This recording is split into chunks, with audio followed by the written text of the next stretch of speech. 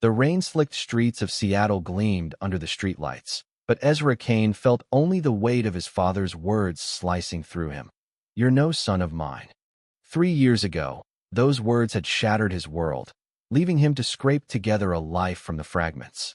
Now, at 24, standing outside a diner with his boyfriend Leo, he wondered if the city's pulse could ever drown out the ache of that betrayal.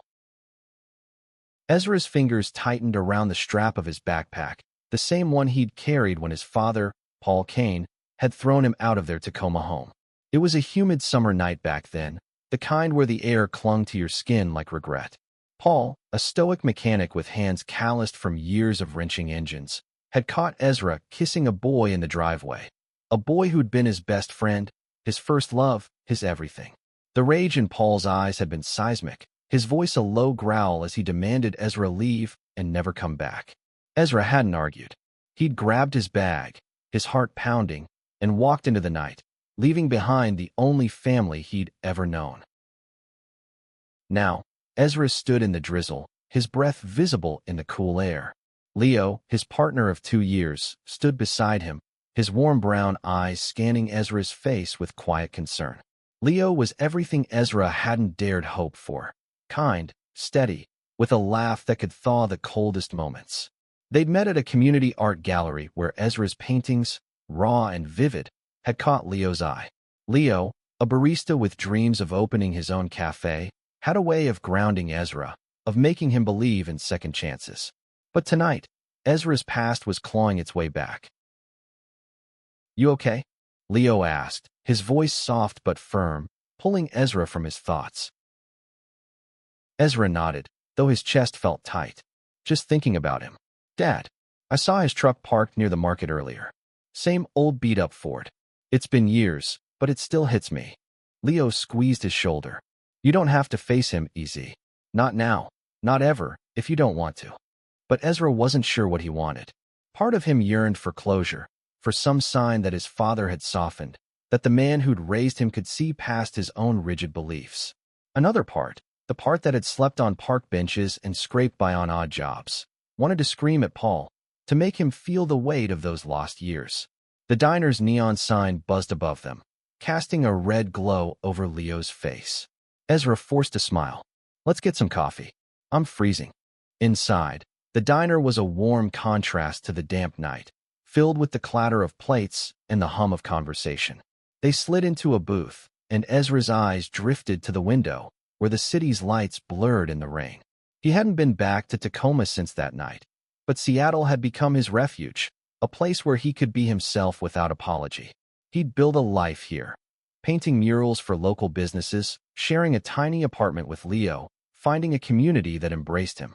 Yet the shadow of his father lingered, a wound that refused to heal. As the waitress poured their coffee, Ezra's phone buzzed. He glanced at the screen, and his heart stopped. It was a text from his sister, Lila, who'd been his only tether to the family since the fallout. "Dad's in Seattle. He's been asking about you. Wants to talk." Ezra's grip on the phone tightened. "Lila says he's here," he murmured, his voice barely audible over the diner's noise. Leo leaned forward, his expression unreadable. "What do you want to do?" "I don't know." Ezra's voice cracked. "What do you say to someone who threw you away?" The question hung between them, heavy and unanswered. Outside, the rain fell harder, as if the city itself were weeping for the years Ezra had lost, and for the confrontation that loomed ahead. The next morning, Ezra stood in his studio, a cramped room above a bookstore where paint cans and canvases cluttered every corner. His latest piece, a mural of a phoenix rising from a fractured cityscape, was half-finished, its vibrant reds and golds a stark contrast to the gray morning light. Painting had always been his escape, a way to pour out the pain and hope that warred inside him. Today, though, his hands trembled as he dipped his brush into the paint. Leo appeared in the doorway, holding 2 mugs of coffee. "You didn't sleep," he said, not a question but a gentle observation. Ezra shrugged, smearing crimson across the canvas. Kept thinking about him. What he might say, if he's changed. Leo set the mugs down and wrapped his arms around Ezra from behind, his chin resting on Ezra's shoulder. You don't owe him anything, you know. Not a conversation, not forgiveness. Nothing. I know. Ezra leaned into him, grateful for the warmth. But what if he's different now? What if he's sorry? And what if he's not? Leo's voice was gentle but firm. You've built something incredible here, EZ. You've got me, your art, your community. Don't let him take that away. Ezra turned, meeting Leo's gaze. I need to know. For me. Leo nodded, his eyes softening. Then we'll face it together. That afternoon, Ezra met Lila at a park near the waterfront. She was 2 years younger, with the same dark curls as Ezra, but none of his guardedness. She'd been his lifeline, sneaking him money when he was homeless, texting him updates about their father's stubborn silence. Now, she sat on a bench, her face lit with a mix of worry and hope. He's been different lately, Lila said, twisting a strand of hair around her finger. Quieter. He goes to this support group at the community center. I think he's trying to understand. Ezra's throat tightened. Understand what? That I'm his son. That he can't just erase me. Lila's eyes glistened. I don't know, EZ. But he asked me to find you. Said he needs to see you. He's staying at a motel off Aurora Avenue. The information hit Ezra like a punch. His father, the man who'd once been his hero, was close, too close. He thought of the nights he'd spent wondering if Paul ever regretted what he'd done, if he ever missed the son he'd disowned. Now, the chance to find out was here, and it terrified him. Will you go? Lila asked, her voice small. Ezra looked out at the water, where ferries cut through the gray waves. I don't know yet, he said finally, but I'll think about it. That night, as he lay beside Leo in their small apartment, Ezra's mind raced. The idea of facing his father felt like standing at the edge of a cliff, unsure if he'd fall or fly. He thought of the boy he'd been, scared, alone, cast out, and the man he'd become, loved and resilient. Whatever happened next, he knew one thing. He wasn't that boy anymore. The motel off Aurora Avenue was a faded relic, its neon sign flickering like a heartbeat on its last legs. Ezra stood across the street, his hands shoved deep into his jacket pockets, watching the building as if it might swallow him whole. Leo stood beside him, a quiet pillar of strength, his presence the only thing keeping Ezra from bolting. You sure about this? Leo asked, his voice low, almost drowned out by the hum of passing cars. Ezra's jaw tightened. No, but I'm here. 3 days had passed since Lila's text. 3 days of wrestling with the decision to face his father. The memories of that summer night in Tacoma kept resurfacing. Paul's voice, sharp as a blade, telling him to get out. The slam of the door echoing in his ears as he stumbled into the dark. Ezra had spent years burying that pain, but now it clawed its way to the surface, raw and unrelenting. The motel door was a chipped, faded blue, and Ezra's knock felt louder than it should have. When it opened, Paul stood there, older than Ezra remembered, his hair grayer, his shoulders stooped, as if the weight of time had pressed him down. His eyes, though, were the same, piercing, unyielding, but now clouded with something Ezra couldn't name. Ezra, Paul said, his voice rough, like he hadn't spoken in days. Ezra's throat closed up. He wanted to scream, to demand answers, but all he managed was, You wanted to talk. Paul stepped aside, gesturing to the small room. Come in, please. Leo stayed close, his hand brushing Ezra's as they entered. The room smelled of stale coffee and cheap air freshener, a single lamp casting long shadows across the worn carpet. Paul sat on the edge of the bed, his hands clasped tightly, as if holding himself together. I didn't think you'd come, Paul said, his gaze fixed on the floor. Lila said you might not. I almost didn't. Ezra's voice was sharp, cutting through the silence. Why am I here, Dad? Paul flinched at the word Dad, and Ezra felt a flicker of satisfaction. Good. Let him feel it. Let him carry some of the weight. I've been thinking a lot, Paul began, his words halting. About what I did. What I said to you. Ezra's heart pounded, but he kept his face steady. You mean when you kicked me out? When you told me I was a disgrace? Paul's hands tightened, his knuckles white. I was wrong, he said, the words barely audible. I was angry, scared. I didn't understand. Understand what? Ezra snapped, his voice rising. That I loved someone? That I'm gay? You didn't even try to understand. You just threw me away. Leo's hand found Ezra's, a silent anchor. Paul's eyes flicked up, meeting Ezra's for the first time, and Ezra saw something new in them. Regret, raw and unguarded. I know, Paul said. I know I failed you. I've spent every day since wishing I could take it back. Ezra wanted to believe him, wanted to cling to the hope that his father had changed. But the years of hurt, of scraping by on his own, roared in his chest. You don't get to just say sorry and make it okay, he said. I was 17, Dad. I had nowhere to go. Do you know what that's like? Sleeping in alleys? Begging for work? Paul's face crumpled, and for a moment, Ezra thought he might cry. But he didn't. He just sat there, absorbing the weight of Ezra's words. I joined a group, Paul said finally. Parents like me, trying to make sense of things. I've been learning. About you, about who you are. I don't expect you to forgive me, Ezra. I just needed you to know I'm trying. Ezra's chest ached, torn between anger and the faint flicker of hope. He glanced at Leo, whose steady gaze gave him the strength to keep going. Why now? Ezra asked. Why after all this time? Paul hesitated, then reached for a small photo on the nightstand. It was Ezra, maybe 10 years old, grinning at a fishing pier with Paul's arm around him. I found this last month, Paul said. It reminded me of who I used to be. Who we used to be. Ezra stared at the photo, memories flooding back, summers by the water, Paul teaching him how to cast a line, the pride in his father's eyes. It felt like another lifetime.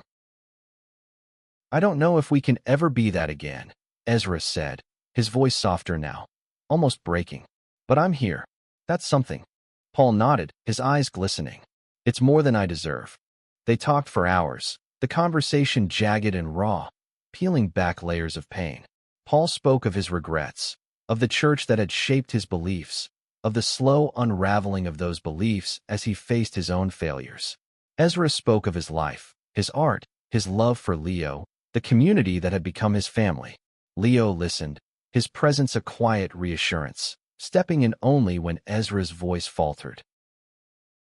When they left the motel, the night was cold, the stars hidden behind clouds. Ezra felt lighter, but not unburdened. Forgiveness was a long road, and he wasn't sure he was ready to walk it. But for the first time, he saw a path.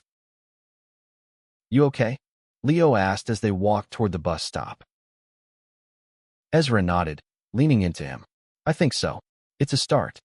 Weeks passed, and Ezra carried the weight of that motel room conversation like a stone in his pocket. Always there, impossible to ignore. He threw himself into his art, painting late into the night, his brush strokes fierce and unyielding. The phoenix on his canvas grew bolder, its wings spreading wider, as if it could carry him above the turmoil in his heart. Leo noticed the change. You're painting like you're fighting something, he said one evening, watching Ezra work. Is it him? Ezra paused, paint dripping from his brush. It's everything. I want to believe he's changed, but I keep hearing his voice from that night. It's like it's burned into me. Leo crossed the room, taking the brush from Ezra's hand. You don't have to figure it out all at once. You're allowed to take your time.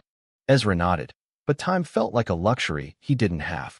Paul had texted him twice since their meeting, short messages that felt both foreign and achingly familiar.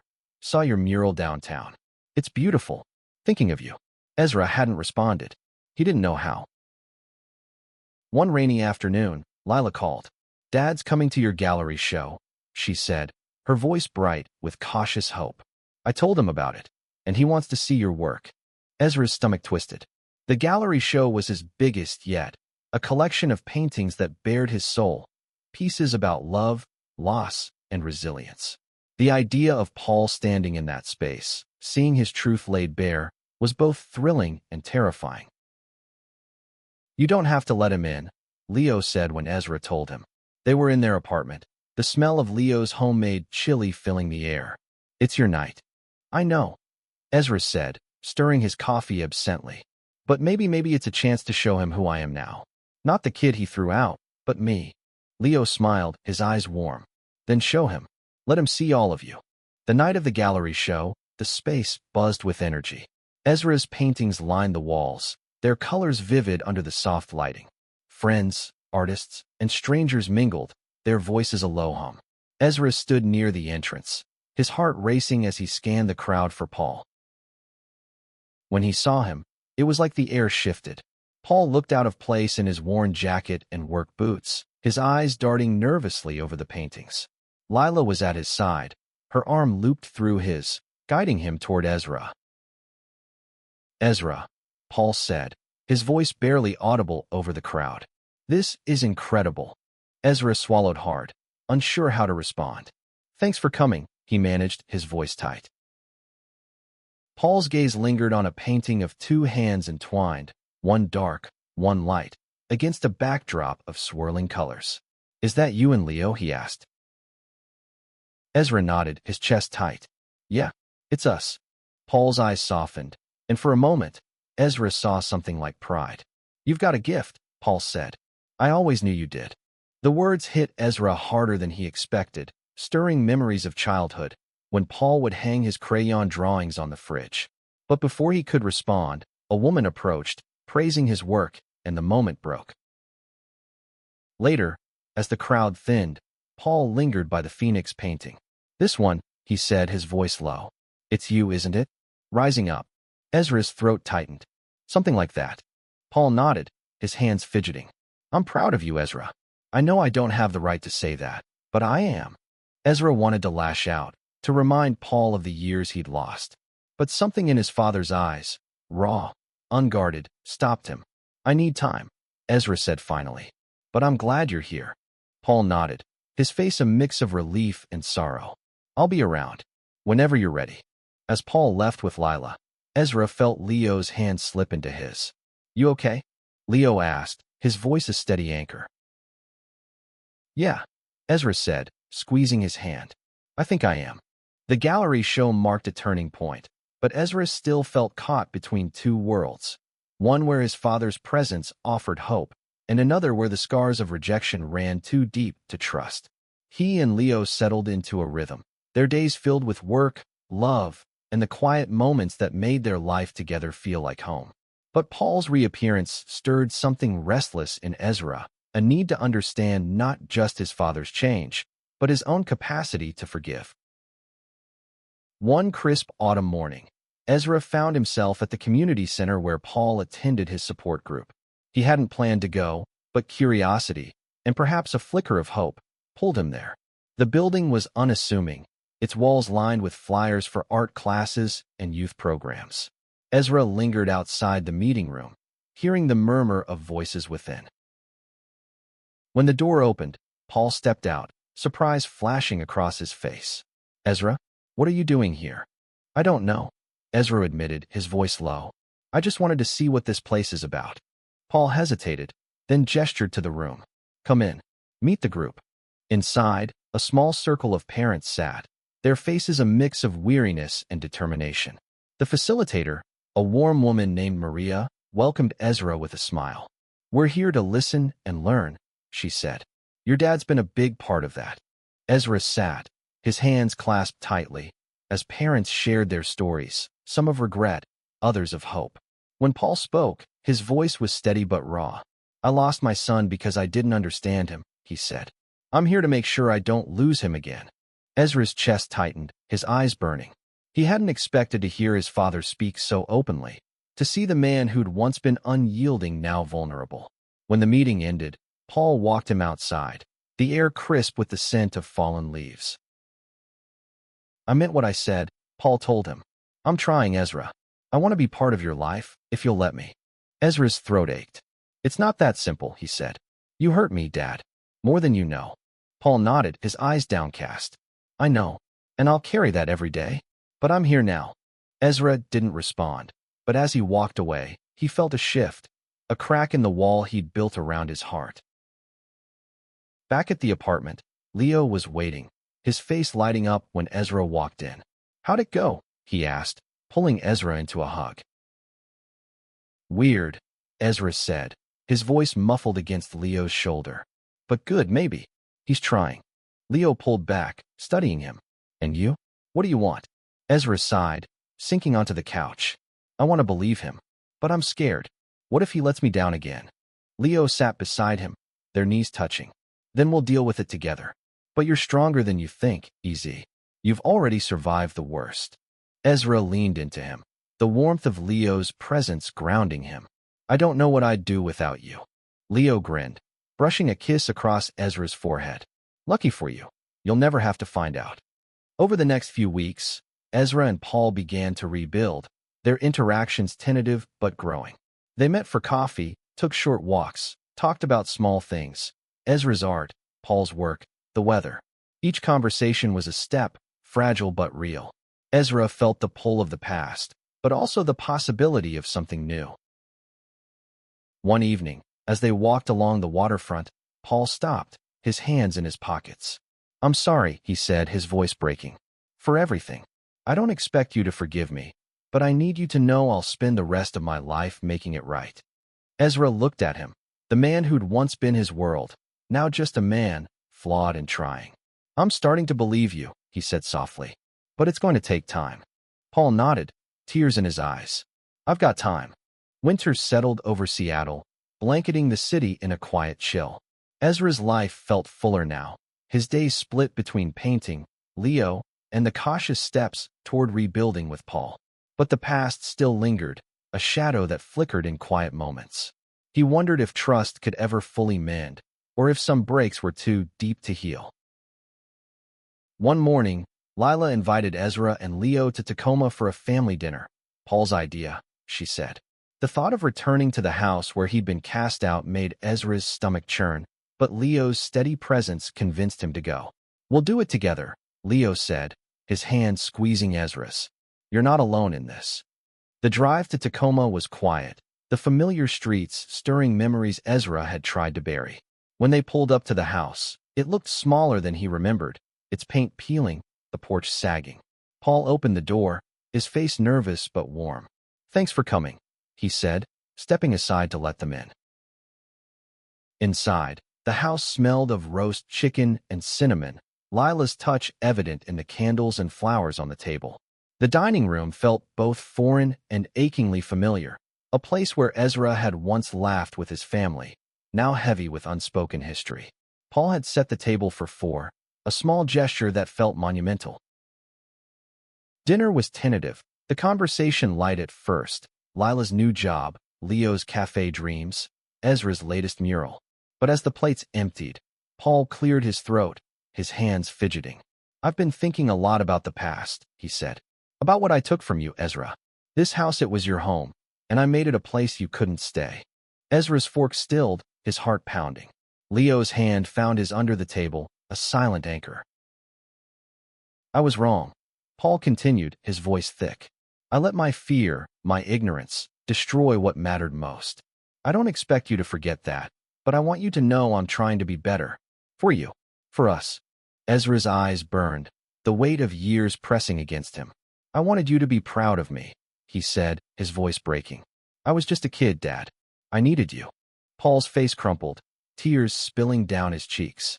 I know, he said, and I failed you. But I'm here now, and I'll do whatever it takes to earn your trust.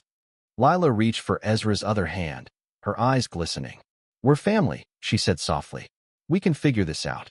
Ezra looked at Leo, whose steady gaze gave him strength. I want to try, Ezra said finally. But it's not going to be easy. Paul nodded, wiping his eyes. I know. I'm not going anywhere. After dinner, they sat in the living room, the tension easing as Lila pulled out old photo albums. They laughed over childhood pictures, Ezra with paint on his face, Lila in a too big soccer jersey. Paul's stories were hesitant at first, but they flowed, weaving a bridge between past and present. For the first time, Ezra felt a glimmer of the family he'd lost. As they drove back to Seattle, Leo reached for Ezra's hand. You were incredible tonight, he said. I'm so proud of you. Ezra smiled, the warmth of Leo's words settling in his chest. I couldn't have done it without you. Leo grinned. Good thing I'm not going anywhere either. Back in their apartment, Ezra lay awake, the events of the night replaying in his mind. He thought of Paul's tears, Lila's hope, Leo's unwavering love.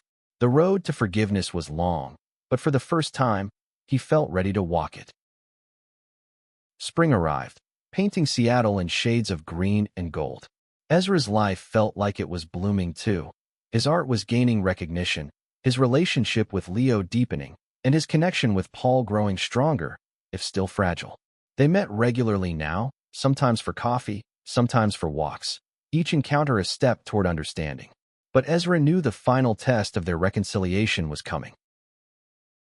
One evening, Paul called, his voice nervous but determined. "I'd like you and Leo to come to the house again," he said. "There's something I need to do." Ezra's heart raced, but he agreed. He and Leo arrived in Tacoma on a sunny afternoon, the air warm with the scent of blooming lilacs. Paul greeted them at the door, his face a mix of resolve and fear. Inside, the house was quiet, the dining room set with simple plates and a pitcher of iced tea. "I've been thinking about how to make things right," Paul began, his hands clasped tightly. "I can't undo what I did, but I can try to show you I've changed." He led them to the backyard, where a small wooden bench sat under an oak tree. Carved into the wood was Ezra's name, alongside Lila's and Paul's. "I made this," Paul said, his voice thick. "For our family. I want you to know you'll always have a place here." Ezra's throat tightened, his eyes tracing the carved letters. It was a small gesture, but it carried the weight of everything Paul was trying to rebuild. "Thank you," Ezra said, his voice barely above a whisper. They sat on the bench, the three of them, with Leo close by. Paul spoke of his journey, of unlearning the beliefs that had driven him to push Ezra away. He talked of the support group, of the stories that had opened his eyes, of the love he'd always felt but didn't know how to show. Ezra listened, his heart torn between the pain of the past and the hope of the present. "I don't deserve your forgiveness," Paul said, his eyes meeting Ezra's, "but I'm asking for it anyway." Ezra took a deep breath, feeling Leo's hand in his. "I'm not there yet," he said honestly, "but I want to be. I want us to be a family again." Paul's eyes filled with tears, and he nodded. "That's more than I could hope for." They spent the afternoon together, the conversation lighter now, filled with tentative laughter and shared memories.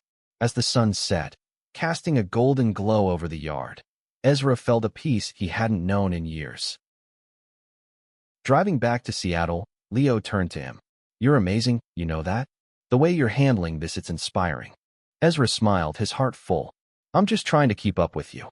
That night, Ezra painted, his brush moving with a new energy. The phoenix on his canvas was nearly complete, its wings soaring, its colors vibrant. It was a reflection of his own journey, broken, but rising, stronger than before. The anniversary of that fateful night in Tacoma came quietly, a marker of both pain and progress. Ezra stood in his studio, the finished phoenix painting glowing under the morning light. It was a masterpiece, one he'd poured his heart into, and today it would hang in a local gallery as part of a community exhibit celebrating resilience. Paul had asked to attend, and Ezra had agreed, his heart a mix of nerves and hope. The gallery was packed, the air buzzing with voices and the clink of glasses. Leo stood by Ezra's side, his presence a steady comfort as they greeted friends and strangers alike. When Paul arrived, he looked different, less burdened, his eyes brighter. He approached the phoenix painting, standing before it in silence, his hands clasped behind his back. Ezra watched, his breath catching as Paul turned to him, tears streaming down his face. "I'm so sorry, Ezra," Paul said, his voice breaking. Then, in a moment that seemed to stop time, he dropped to his knees, his head bowed. "I was wrong. I love you, and I'm so proud of you." The room fell silent, all eyes on them. Ezra's heart pounded, tears burning his eyes. He stepped forward, kneeling beside his father, his hand resting on Paul's shoulder. "I love you too, Dad," he whispered. "I forgive you." Paul sobbed, pulling Ezra into a hug, their tears mingling. Lila joined them, her arms wrapping around them both, and Leo stood nearby, his eyes shining with pride. The crowd watched, some wiping tears, others smiling, the moment a testament to the power of love and redemption. As they stood, the gallery erupted in applause, a wave of warmth washing over them. Ezra felt lighter, as if the weight of years had lifted. He looked at Leo, who grinned, pulling him close. "You did it," Leo whispered. "We did it," Ezra corrected, his heart full. Later, as they walked through the city, Paul spoke of plans, a family barbecue, a trip to the coast. Ezra listened, feeling the possibility of a future where they could be whole again. The road hadn't been easy, and it wasn't over, but they were walking it together. That night, in their apartment, Ezra and Leo lay tangled in each other's arms, the city's lights filtering through the window. "I never thought I'd get here," Ezra said, his voice soft. "But I'm glad I did." Leo kissed him, his lips warm and sure. "You're unstoppable, EZ, and I'm here for every step." As Ezra drifted to sleep, he thought of the phoenix, its wings spread wide. He'd risen from the ashes of his past, not alone, but with the love of those who mattered most. And in that moment, he knew he was home.